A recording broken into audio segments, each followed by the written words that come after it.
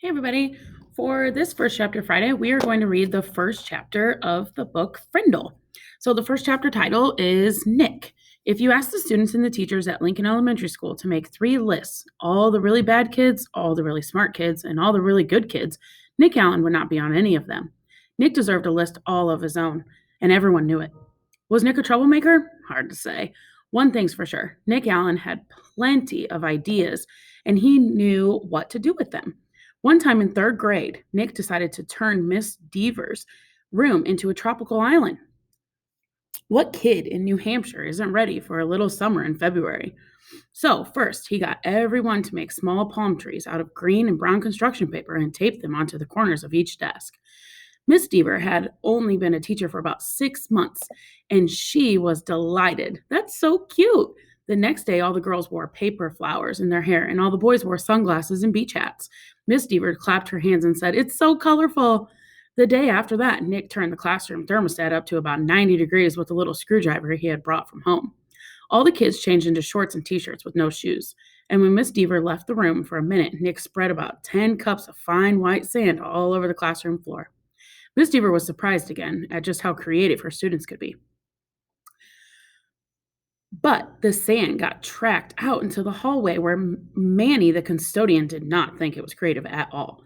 And he stomped right down to the office. The principal followed the trail of sand, and when she arrived, Miss Deaver was teaching the hula to some kids near the front of the room. And a tall, thin, shirtless boy with chestnut hair was just spiking a Nerf volleyball over a net made from 6 t-shirts tied together. The 3rd grade trip to South Seas ended suddenly, but that didn't stop Nick from trying to live things up. Lincoln Elementary needed a good jolt once in a while, and Nick was just the guy to deliver it. About a year later, Nick made the great blackbird discovery.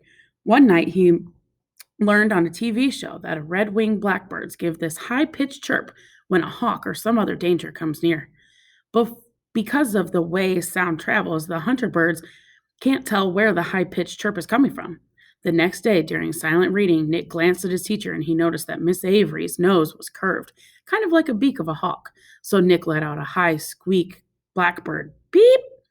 Mrs. Avery jerked her head up from her book and looked around. She couldn't tell who did it, so she just said, "Shh," to the whole class. A minute later, Nick did it again louder. Beep! This time there was a little giggling from the class, but Miss Avery pretended not to hear the sound. And about 15 seconds later, she slowly stood up and walked to the back of the classroom. Without taking his eyes off of his book and without moving at all, Nick put his heart and soul into the highest and most annoying chirp of all. Peep! Mrs. Avery pronounced. "Janet Fisk, you stop that this instant." Janet, who was sitting 4 rows away from Nick, promptly turned white, then bright crimson. "But it wasn't me, honest." There was a catch in Janet's voice, as if she might cry. Mrs. Avery knew she had made a mistake and she apologized to Janet. "But someone's asking for big trouble," she said, looking more like a hawk every second. Nick kept reading and he didn't make a peep. At lunchtime, Nick talked to Janet. He felt bad that Mrs. Avery had pounced on her.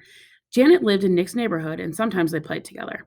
She was good at baseball and she was better at soccer than most of the kids in the whole school, boys or girls.